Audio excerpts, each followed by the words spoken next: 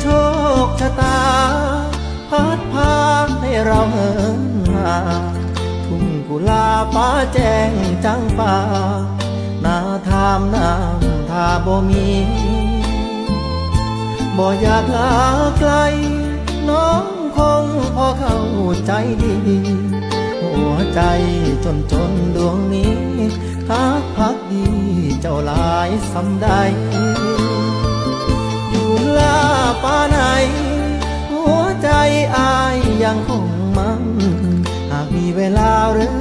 ว่าว่างงานจะโทรสื่อสารดวงใจก็นานแล้วนะที่อายมาสู่งานเมืองไกลมื้อนี้เจ้าเป็นจังใดยามอายโทรไป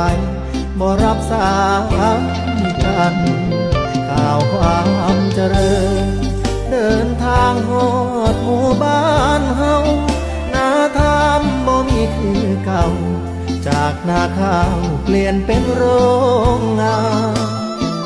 ข้าวเศรษฐีใหม่ถอยรถป้ายแดงมาวิ่งแข่งกัน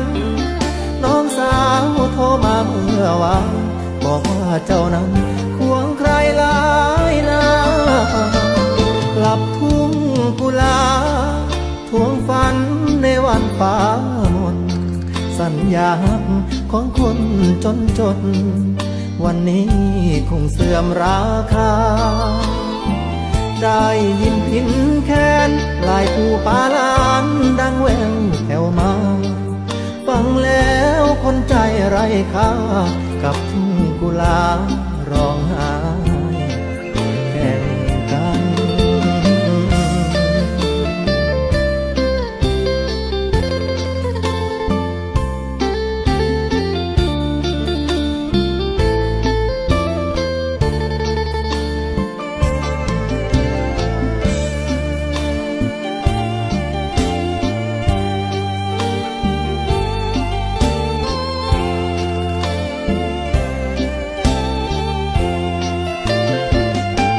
ความเจริญ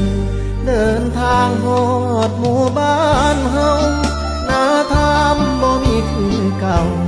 จากนาข้าวเปลี่ยนเป็นโรงงานข้าวเศรษฐีใหม่ถอยรถป้ายแดง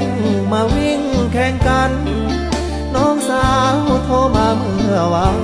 บอกว่าเจ้านั้นควงใครหลายนากลับทุ่งกุลาทวงฝันในวันฟ้ามนสัญญาของคนจนวันนี้คงเสื่อมราคาได้ยินพินแค้นลายผู้ปาลานดังแววแผ่วมา